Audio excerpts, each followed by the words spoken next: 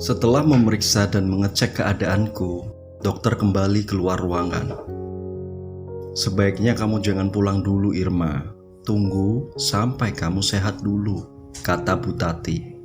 "Tapi Bu, saya harus pulang sekarang. Kalau tidak, biaya rumah sakit akan semakin besar. Saya tidak akan sanggup membayarnya. Untuk membayar perawatan sekarang saja, saya masih bingung harus dari mana mendapatkan uang," kataku. "Tadi ibu sudah menanyakan total biaya rumah sakit ke bagian administrasi semuanya, sekitar 6 juta, kata Bu Rani. Aku kaget sekali mendengar nominal biaya rumah sakit yang harus dibayar olehku. "Astagfirullah, Bu. Saya tidak ada uang sebanyak itu. Bagaimana ini?" kataku kebingungan. "Itu kamu punya uang berapa, Ir?" tanya Bu Tati. "Saya cuman punya uang sekitar 700 ribu, kataku. "Mungkin kamu punya simpanan berupa barang berharga atau apa gitu yang bisa dijual?" tanya Bu Rani. Aku berpikir, rasanya aku tidak mempunyai barang berharga apapun yang bisa aku jual kecuali rumah dari hasil gaji aku selama jadi TKW yang diberikan Mas Tony. Apa aku jual saja rumah itu? Aku tidak punya pilihan lain. Mau meminjam uang pun rasanya tidak akan ada yang mau meminjamkan uang sebanyak itu.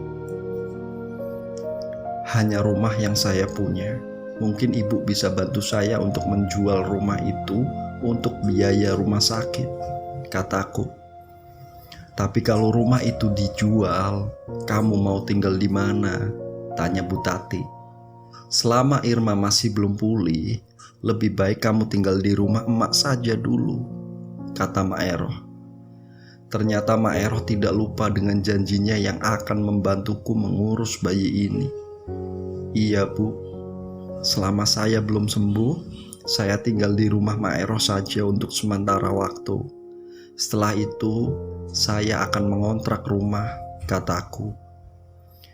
"Ya sudah, kalau itu sudah keputusanmu, saya dan Bu Tati akan mencoba membantu menawarkan rumahmu. Mudah-mudahan saja bisa terjual dengan cepat," kata Bu Rani. "Terima kasih banyak ya Bu Rani, Bu Tati, dan Mak Eroh. Saya berhutang budi pada kalian," kataku. Setelah 3 hari berada di rumah sakit, kondisiku sudah mulai membaik.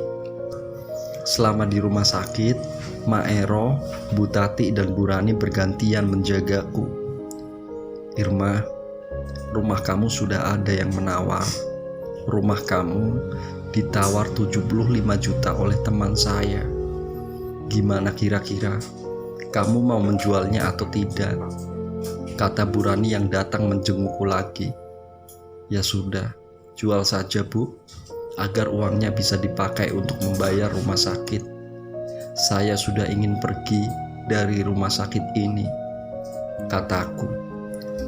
"Baiklah, saya sekarang akan bicara pada teman saya untuk mengambil uangnya.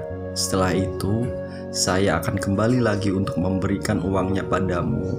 Lalu kita pulang dari sini," kata Bu Rani. Aku pun mengangguk. Selama aku di rumah sakit, anakku yang baru dilahirkan diurus oleh Mak Eroh dan Siska cucunya. Anak laki-laki itu aku beri nama Riko.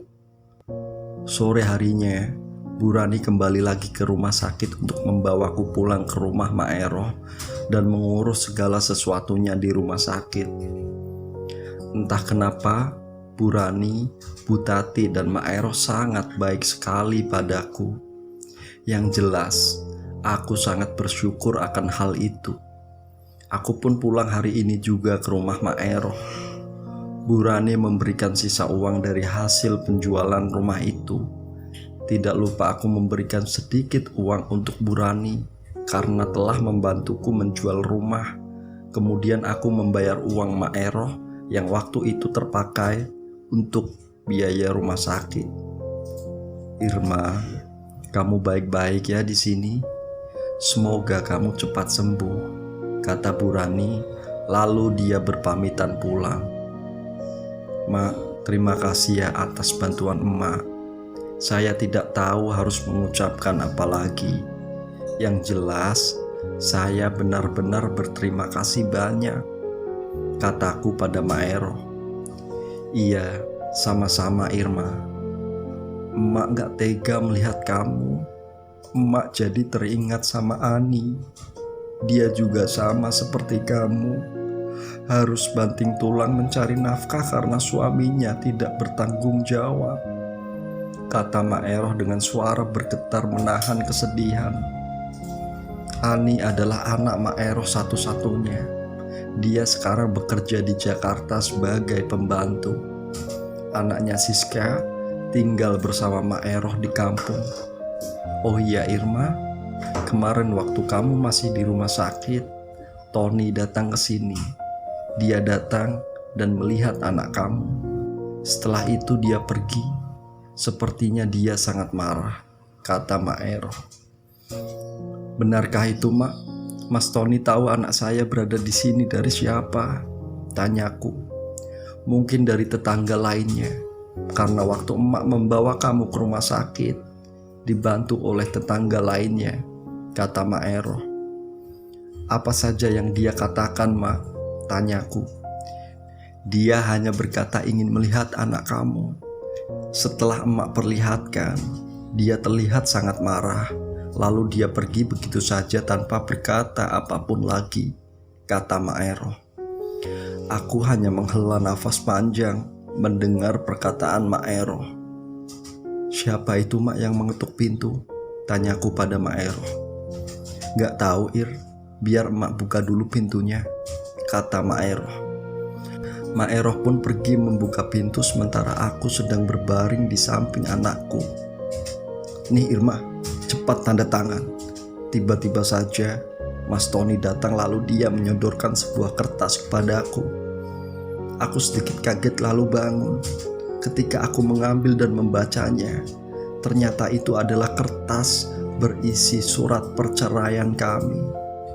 Ternyata Mas Tony memang sudah bertekad bulat untuk menceraikan aku. Baru saja aku melahirkan, dia sudah mengurus surat-surat perceraian kami. Aku menatap Mas Tony. Di wajahnya terpancar kebencian dan amarah terhadapku.